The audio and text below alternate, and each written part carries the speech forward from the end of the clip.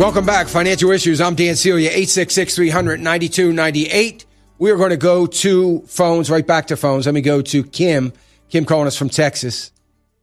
Hey, Kim. Good morning, Dan. Thank you so much for your ministry. I'm a new partner, and I just appreciate all your wonderful work. Thank you. I'm 45 years old, and I have an inherited IRA of about $85,000 now, and it went down. And I also have a 401k from my employer, about $90,000. Okay. And I have, on the 401, I have about 65% of it into, it's a stable value. I think it's like interest income and then spread out. Yes. And the IRA, I'm thinking, should I have an appointment next week with Charles Schwab to open up an account, but right now it's being handled by a different company that I'm not happy with.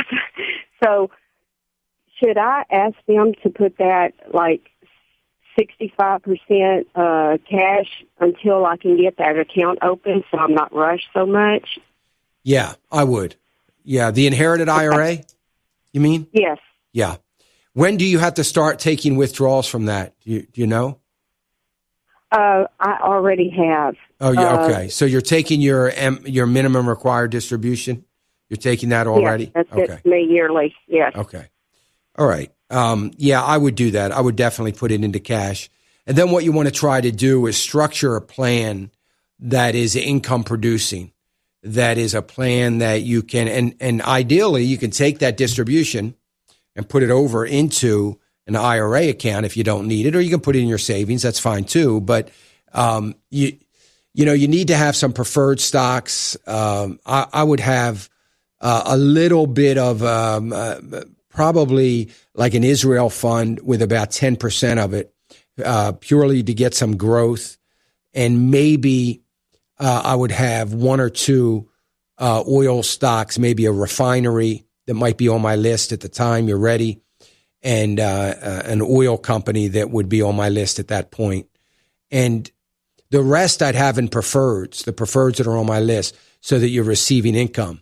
And the idea being, Kim, is that it would be great if you can get that positioned in such a way that it's generating about as much income that you're taking as a minimum required distribution, so that your principal is being preserved, and you're just using the income as your minimum required distribution. That would be great. So that would be the goal. When you talk to someone about that, if you talk to someone at Schwab, that's what you want to tell them. You can give them those ideas I just gave you, or you can do it yourself, and say that the goal is to get some income that will make up my minimum required distribution. Great. Thank you so much. I appreciate all your help. You're welcome, Kim. Thank you. Folks, for any of you that are confused a little bit, because Kim said she was 45 and I asked her about her minimum required distribution. And when you inherit an IRA, it's at the person that you inherited it from. It's their 70-and-a-half-year-old birthday that you've got to start taking the RMD, not yours. So you don't wait until you're 70. It's based on what, their birthday, the person that you inherited it from. So that's why I asked her if she was receiving that yet. And she was. So I just throw that out there because I know there's some people saying, wait a minute, she's only 45.